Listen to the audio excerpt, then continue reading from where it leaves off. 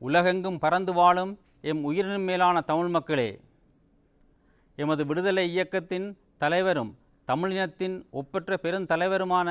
தமிழீழ தேசிய தலைவர் மேதகு வேலுப்பிள்ளை பிரபாகரன் அவர்கள் இறுதி வரை கொண்ட கொள்கையில் உறுதி தளராது 36 ஆண்டுகளாக எதிரி படைகளோடு அடிபணியாது போராடி நந்தி கடலோரம் நடைபெற்ற இறுதிச் சமரில் வீரகாவியமானார். ஸ்ரீலங்கா அரசுக்கும் அதன் இராணுவ இயந்திரத்திற்கும் நேரடியாகவும் மறைமுகமாகவும் உதவிய உலக நாடுகளின் கூட்டுப்படை வலிமையையும் ஏகாதிபத்திய அரசுகளின் சூழ்ச்சி திட்டங்களையும் எதிர்கொண்டு அனைத்து தடைகளையும் தனது பேராற்றலால் உடைத்தெறிந்து தமிழினத்தின் ஆற்றலோனாக தேசிய தலைவர் திகழ்ந்தார். தமிழினத்தின் தேசிய அடையாளத்தை நிலைநிறுத்தி முள்ளிவாய்க்கால் இறுதிப் போர் வரை உறுதி குலையாது படை நடத்தி தான் வரித்து கொண்ட உயரிய லட்சியத்தையும் தனது வழிநடத்தலையும் உளமாற ஏற்று உயிர்களை விதையாக்கிய மாவீரர்களின் தியாகங்களையும் இலட்சிய கனவுகளையும் நெஞ்சிருத்தி எதிரி படைகளோடு இறுதி வரை துணிவோடு களமாடி வீரச்சாவடைந்த எமது தேசிய தலைவர் அவர்களின் வீரவணக்க நாள் மே மாதம் 18ஆம் நாள் என தமிழீழ மாவீரர் பணிமனை முடிவு செய்து அறியத் தருகிறது. தமிழீழ தேசிய தலைவர் அவர்களின் வீரச்சாவினை உறுதிப்படுத்தி நெஞ்சை பிளக்கும் இப்பெரும் துயர்மிகு அறிவிப்பை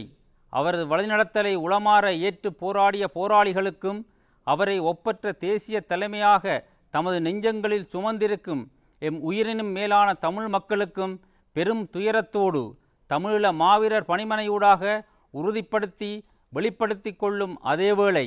எமது வீர வணக்கத்தையும் தெரிவித்துக் கொள்கிறோம். காலம் காலமாக அடிமை வாழ்வுக்குள் சிக்குண்டு சிதைந்து கொண்டிருந்த ஈழத் தமிழினத்திற்கு கிடைத்த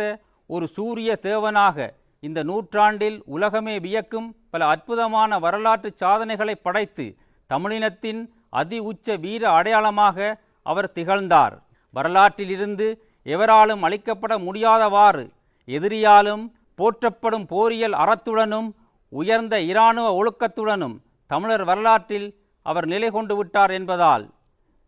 செம்மொழியாம் எம் தாய் தமிழ்மொழி வாழும் காலமெல்லாம் எம் தேச தலைவரும் நிலை பெற்று நித்திய வாழ்வு வாழ்வார். எமது அன்பிற்குரிய தாய் தமிழ் உறவுகளே, தமிழினத்தின் கலங்கரை விளக்காக தமிழ் மக்களை அடிமைத்தனத்திலிருந்து கரை சேர்க்க புறப்பட்டு அடிமை விலங்குழைத்து கொண்ட கொள்கையில் உறுதி தளராது மாவீரர் வரிசையில் தன்னையும் இணைத்து கொண்டார். தமிழினத்தின் விடிவிற்காக தனது உயிரை அர்ப்பணித்த எம் தேசிய தலைவருக்கு உலகத் தமிழர்கள் அனைவரும் ஒன்று கூடி பேரெழுச்சியோடு அவரை நெஞ்சங்களில் நிலைநிறுத்தி தமிழீழ போராட்ட வரலாற்றின் மிக பெரும் அடையாளமாக அவரை இறையாக்கி எம் இதய கோயில்களில் வைத்து பூசிக்கப்படக்கூடியவர் ஆக்க வேண்டியது ஒவ்வொரு தமிழர்களது மிக பெரும் கடமையும் பொறுப்புமாகும். ஆகவே வரலாற்றில் எமக்கு கிடைத்த பொக்கிஷமான எம் தேசிய தலைவருக்கு தலைவரின் தலைமையில் போராடிய போராளிகள், சமூக கட்டமைப்பினர், புலம்பெயர் மற்றும் தாயக தமிழக மக்கள் என அனைவரும் ஒன்றிணைந்து அவரது இறுதி வீரவணக்க நிகழ்வை தாயகம் தமிழகம் உட்பட தமிழ் மக்கள் பரந்து வாழும் உலக பரப்பெங்கிலும் நடாத்தும் அதேவேளை அனைவரும் ஒன்றிணையக்கூடிய